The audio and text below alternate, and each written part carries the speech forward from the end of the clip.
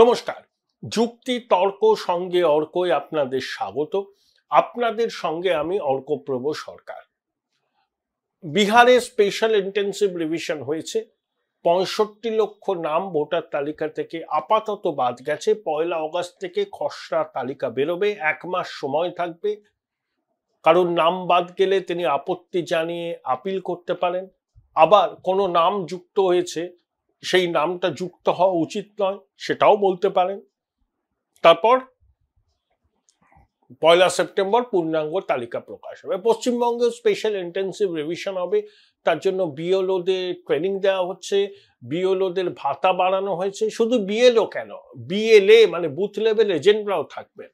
মানে রাজনৈতিক দলের এজেন্টরাও বিএলওদের সক্রিয় সহযোগিতা করবেন।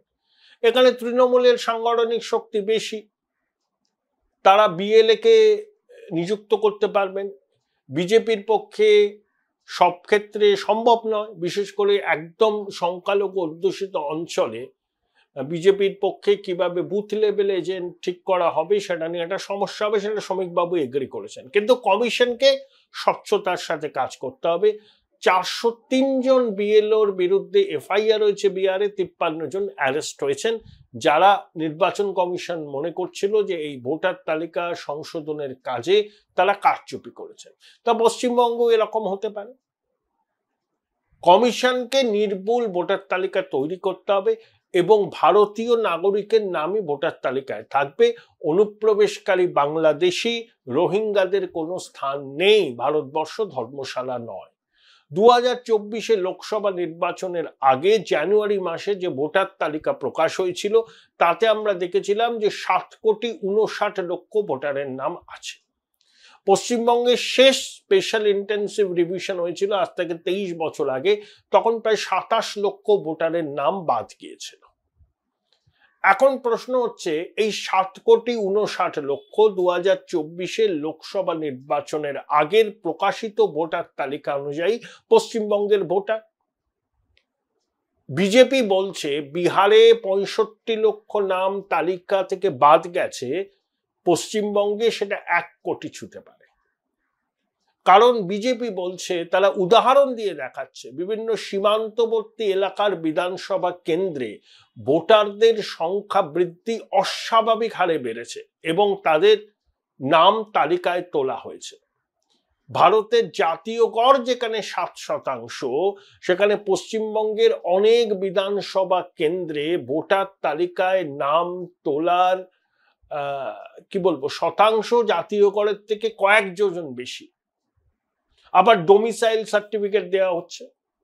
শুভেন্দুবাবু বলেছেন ২৫শে জুলাইয়ের পরে কোনো ডোমিসাইল সার্টিফিকেট যদি এসডিও ডিএমরা ইস্যু করে, সেটাকে যেন নির্বাচন কমিশন মান্যতা না দেয়। শুভেন্দুবাবুদের অভিযোগ, যেমন কলকাতার অদূরে ধরুন রাজারহাট নিউ টাউন, অস্বাভাবিক হারে ভোটার বেড়েছে। সোনারপুর উত্তর না দক্ষিণ, সেখানেও অস্বাভাবিক হারে ভোটার বেড়েছে। নদিয়া, মুর্শিদাবাদ, কুচবিহার, আলিপুরদুয়ার, মালদা সীমান্তবর্তী অঞ্চলে অনেক বিধানসভা কেন্দ্র আছে যার অধিকাংশই সংখ্যালঘু অধ্যুষিত। সেখানে রাতারাতি ভোটার তালিকায় অনেক নাম উঠে গেছে। তা এগুলো তো বিচার করতে হবে, হঠাৎ করে বাড়লো কেন? জনবিন্যাস বদলে যাচ্ছে, ডেমোগ্রাফিক চেঞ্জ হচ্ছে। এ তো আমাদের জাতীয় নিরাপত্তার পক্ষে বিপজ্জনক। বিশেষ করে একটা সীমান্তবর্তী রাজ্য যেখানে হোস্টাইল বাংলাদেশ, যেখানে হিন্দু নিধন প্রতিদিন হচ্ছে, অনুপ্রবেশ চলছে। এই অনুপ্রবেশকারীদের বিরুদ্ধে মুখ্যমন্ত্রী সংসদে সরব হয়েছিলেন, কাগজ ছুঁড়েছেন। এখন তিনি ক্ষমতায়, এখন তার দলের লোকেরাই অবৈধ বাংলাদেশিদের পরিচয়পত্র বানিয়ে দিচ্ছে, ভোটার তালিকায় তারা নাম তুলতে পারছে, এই অভিযোগ উঠেছে। বিএনপির এক নেতা, তার নাম উঠেছে এখানকার ভোটার তালিকায়। কাকদ্বীপের একটি ছেলে, সে এখানকারও ভোটার, বাংলাদেশেরও ভোটার। জুলাই আগস্ট গণ অভ্যুত্থানে সে বাংলাদেশে পার্টিসিপেট করেছিল, আবার কাকদ্বীপেরও ভোটার। এরকম কত আছে, কত আছে। বলছে ১ কোটি বা ১ কোটির বেশি। আমি জানি, আমি ফিগারটা বলতে পারবো না, কিন্তু বিহারের থেকে একটাও কম হবে না। নির্ভুল ভোটার তালিকায় ভোট হলে অসুবিধাটা কি? এত আতঙ্কিত হওয়ার কি আছে?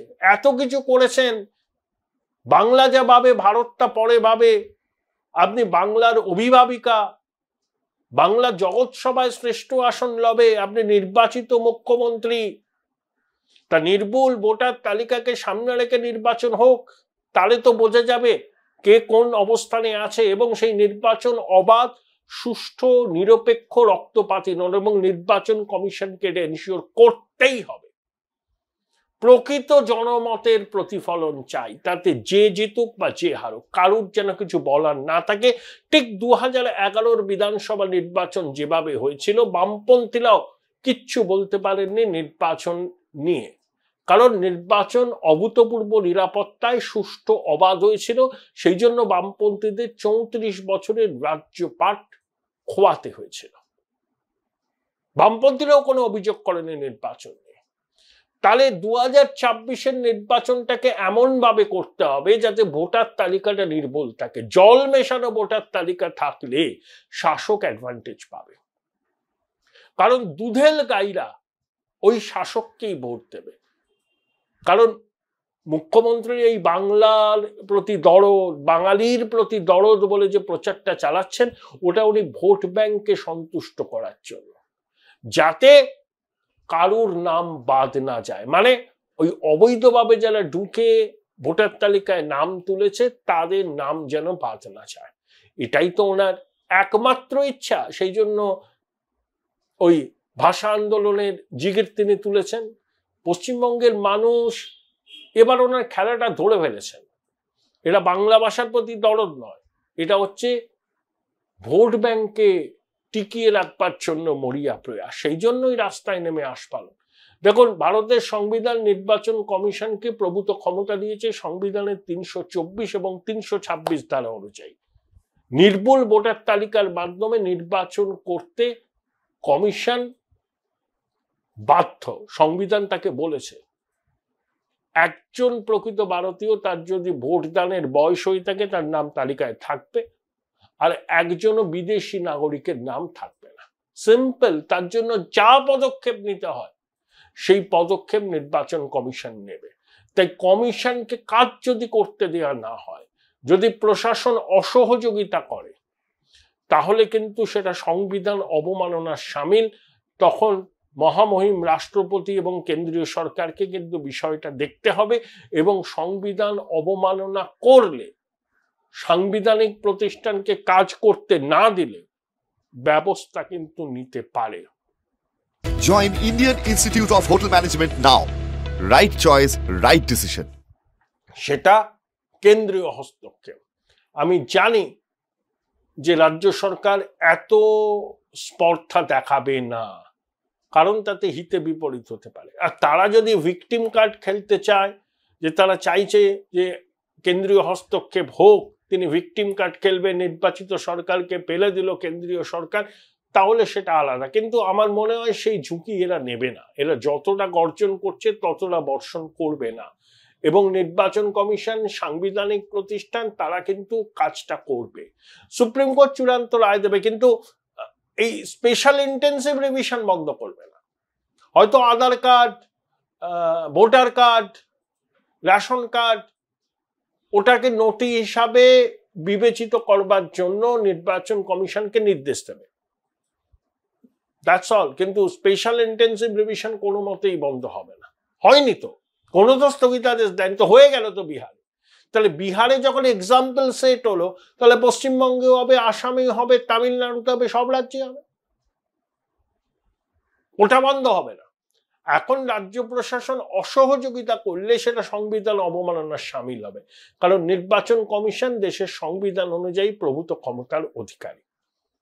এখন যে প্রশ্নটা হচ্ছে যে কত ভুয়ো ভোটার আছে তালিকায়, এক এক রকম ফিগার পাওয়া যাচ্ছে, কোনোটাই তো ওভাবে যাচাই করা এখনো পর্যন্ত হয়নি, এটা কমিশনকে করতে হবে। কিন্তু বিহারের থেকে একটা ভোটারও কম হবে না যে তালিকা থেকে বাদ গেছে। ওখানে 65 লাখ গেছে, ধরুন পশ্চিমবঙ্গে 65 লাখই হবে, তাহলে বেশি হবে, কম হবে না। কারণ যেভাবে বিভিন্ন বিধানসভা কেন্দ্রে অস্বাভাবিক হারে ভোটারদের সংখ্যা বৃদ্ধি পেয়েছে, এ তো বোঝাই যাচ্ছে ডাল মে কুচ কালা है। কোথাও 60%, কোথাও 50%, মানে 2009 থেকে 2024 15 বছরে একটা বিধানসভা কেন্দ্রে ভোটার 54%, 60% বাড়তে পারে? কোন অঙ্কেই এটা স্বাভাবিক নয়, এটা একদমই অস্বাভাবিক। তাহলে এই ভুতুড়ে ভোটারদের তো খুঁজতে হবে, কমিশনকেই খুঁজতে হবে, এবং সবার উচিত যে কমিশনকে সক্রিয়ভাবে সহায়তা করা। 11খানা নথি দিতে হবে, দেখে নেবেন ওয়েবসাইটে কি কি নথি, বেশিরভাগের কাছেই আছে।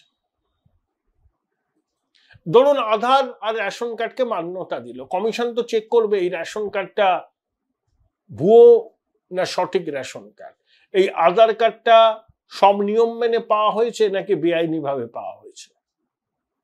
আমি ধরে নিলাম আধার কার্ড, রেশন কার্ড, সচিত্র ভোটার পরিচয় পত্র, এগুলোকে মান্যতা দিতে হবে। দেখুন, সচিত্র ভোটার পরিচয়পত্র নির্বাচন কমিশন ইস্যু করেছিল, সেই পরিচয়পত্র ব্যবহার করে ভোট দিয়েছিলেন, একবার দিয়েছিলেন, দুবার দিয়েছিলেন, কিন্তু তার মানে এই নয় সেই সচিত্র পরিচয়পত্রকে ব্যবহার করে তিনি আজীবন ভোট দেবেন।